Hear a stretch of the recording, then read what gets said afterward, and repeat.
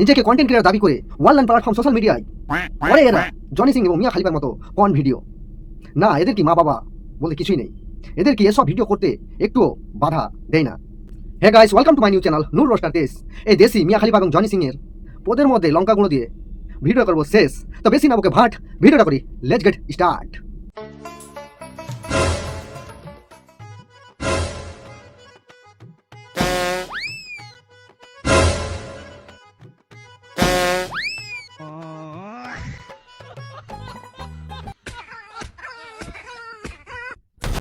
এদের কন্টেন্ট মানে দরজা বন্ধ করে top top top top top top. এদের কন্টেন্ট মানে জঙ্গল ঝোপে গিয়ে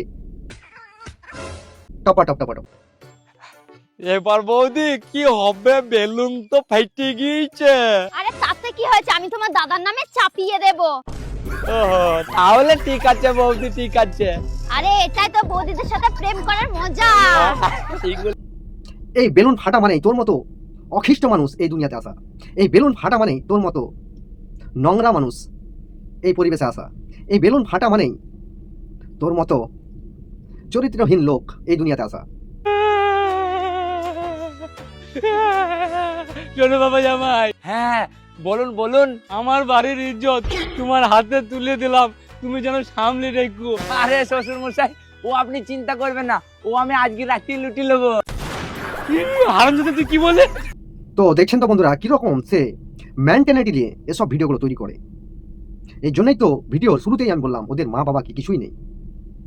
আজকে আমি রোস্ট করতে আসিনি, আজকে আমি শুধুমাত্র এসব ভিডিও কন্টেন্টগুলো দেখে তাদেরকে একটু ভালো মন্দ দিকটা দেখানোর জন্য এই ভিডিওর মাধ্যমে এসেছি। আরে বৌদি, বলছি আজকে কি কালারের জাঙ্গিয়া পরেছো? হ্যাঁ, কেন নীল কালারের পরেছি? না না, আমি জানি তুমি আজকে লাল কালারের জাঙ্গিয়া পরেছো। এই বলছি আমি নীল কালারে পরেছি। আরে না, আমি বলছি তুমি লাল কালারের জাঙ্গিয়া পরেছো। ও তুই বিশ্বাস করছিস না তো, তাহলে এই নিয়ে দেখে নে। হ্যাঁ হ্যাঁ, দেখি দেখি। এ বাবা, এ কি? এ তো নীলও নয়, লালও নয়, কালো। আমি নীলও পরিনি, লালও পরিনি, কই দেখি তো। এ বাবা, আমি তো আজকে জাঙ্গিয়া পরতেই ভুলে গেছি।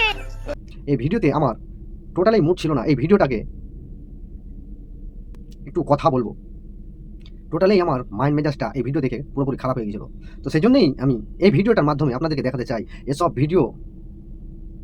ভিডিও যদি চলতে থাকে আগামী দিন, তো আমার প্রিয় বাঙালিবাসীদেরকে বলছি এদের ভিডিওগুলো এবং এদের যারা ফলো করে রেখেছেন তাদের উদ্দেশ্যে বলছি আপনারা এদের ভিডিওগুলো দেখে নিজের জীবনটা নষ্ট করছেন। এদের ভিডিও তো বন্ধুরা, এসব ভিডিও না দেখে এদের ভিডিওগুলো বহিষ্কার করে দূরে ঠেলে দিন। এসব কন্টেন্ট যদি না তৈরি করতে পারে, ভালো কিছু কন্টেন্ট তৈরি করে, এসব নিয়ে আপনারা একটু বিবেচনা করে তাদের কন্টেন্টগুলো চেঞ্জ করুন। নাহলে আগামী দিনে যেরকম পরিস্থিতিতে সবার হাতে হাতে যেরকম মোবাইল, সবাই ছেলে মেয়ে সবার জন্য এসব ভিডিওগুলো খারাপ।